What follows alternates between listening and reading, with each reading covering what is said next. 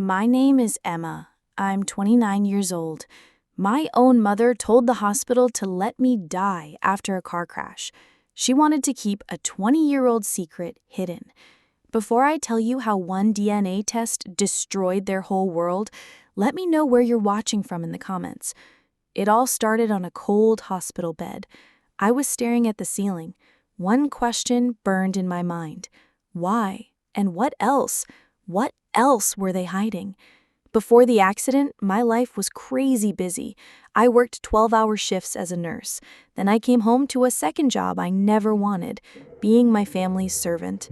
I lived with my mother, Susan, and my younger sister, Lily. To them, I wasn't a daughter or sister. I was just the help. I remember one night very clearly. It was just a few weeks before everything changed. I was so tired. My feet hurt from standing all day, but I was in the kitchen making a fancy dinner. It was for Lily's new boyfriend, Mark. She needed to impress him. My mother walked through the kitchen. Her perfume smelled strong. She looked at all the pots and pans cooking. She said with a fake smile, "At least you're good at this, Emma." It wasn't nice. It was like putting a label on me. This is your place. This is all you are. A few minutes later, Lily came bouncing in. She was holding a new dress against her body. "Can you keep it down?" she said in an annoyed voice. "The clattering is giving me a headache. I need to focus on looking perfect." I just kept my mouth shut and kept chopping vegetables. My only escape was a little collection of postcards stuck to the fridge. They were from my dad, James. He was a business executive. He was always away on business trips, usually in Seattle. His short little messages were like a lifeline to me. One said, "So proud of you, my little nurse." Another said, "Keep shining." He was the only one who really saw me.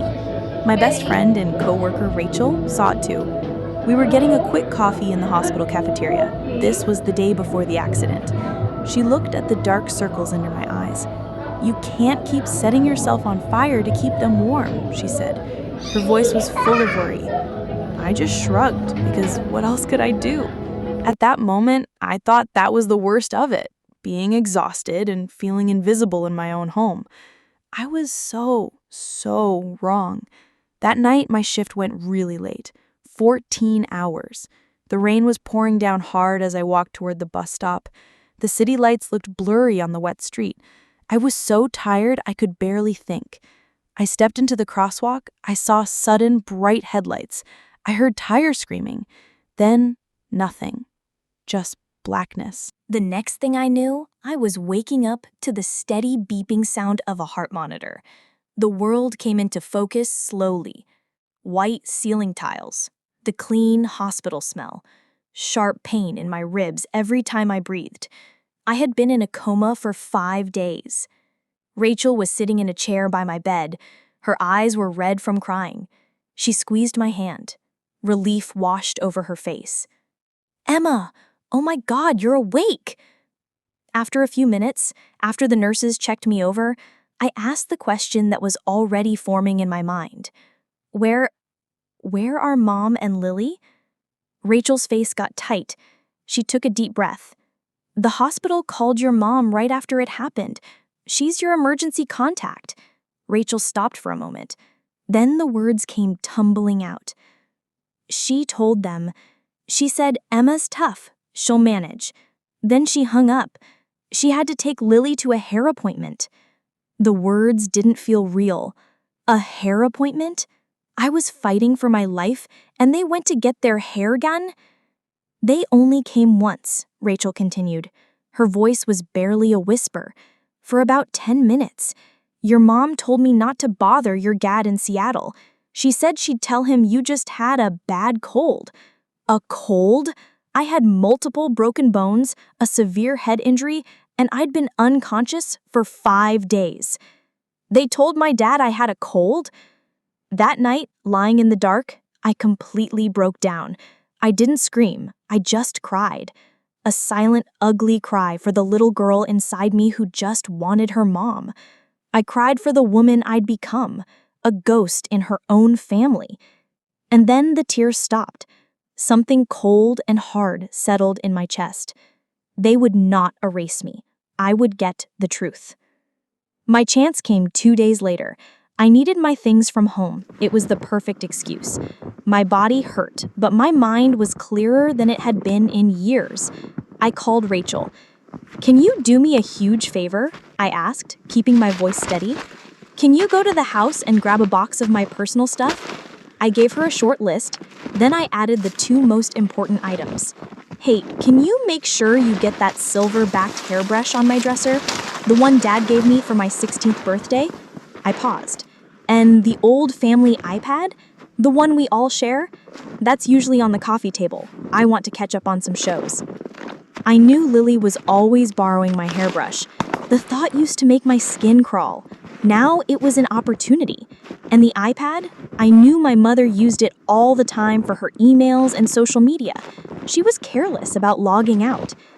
Rachel brought the box that evening. As soon as she left, my hands shaking slightly, I pulled out the hairbrush.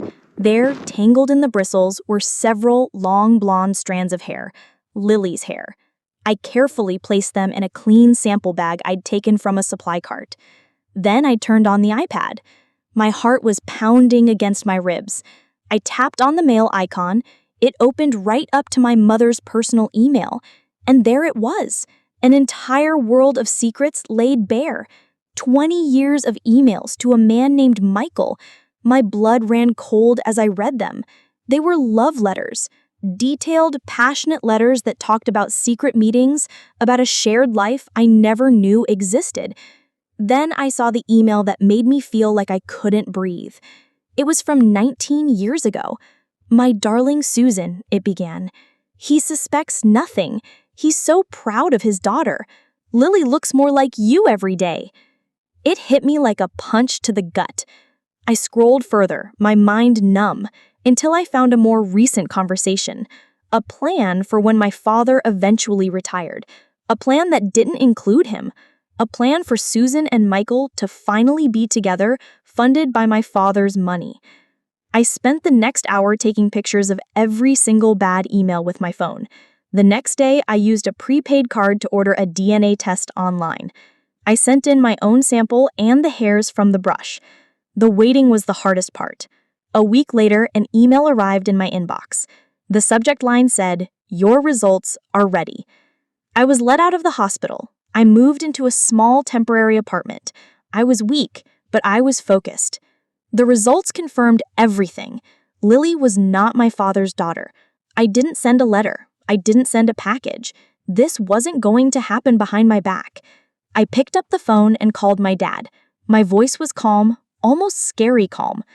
"Dad," I said, "I need you to come home. I need you to fly to Boston. There are some urgent family matters we need to discuss. It's about finances and my future care. I need you, Mom, and Lily all in the same room." The serious way I talked was enough. He didn't question it. He said, "I'll be on the next flight." The meeting took place in my new apartment. It was small, barely furnished, and completely different from the fancy living room where I had been treated like a servant. For the first time, I was in control. I was on my home turf. They arrived together. My dad looked worried. My mother looked annoyed. Lily just looked bored. They sat on the cheap sofa looking out of place. I sat across from them in a simple wooden chair. I didn't raise my voice. I didn't cry. I let the evidence speak for me. I started by telling them what Rachel had told me about the phone call, about the lie that I just had a cold. My mother rolled her eyes. "Oh, for heaven's sake, Emma, you're being dramatic. We didn't want to worry your father." My dad looked from her to me. A flicker of doubt appeared in his eyes. "Worry him," I said, my voice dangerously quiet. I placed a stack of printed papers on the coffee table between us. "You weren't worried about him when you were emailing your lover, Michael, for the last 20 years.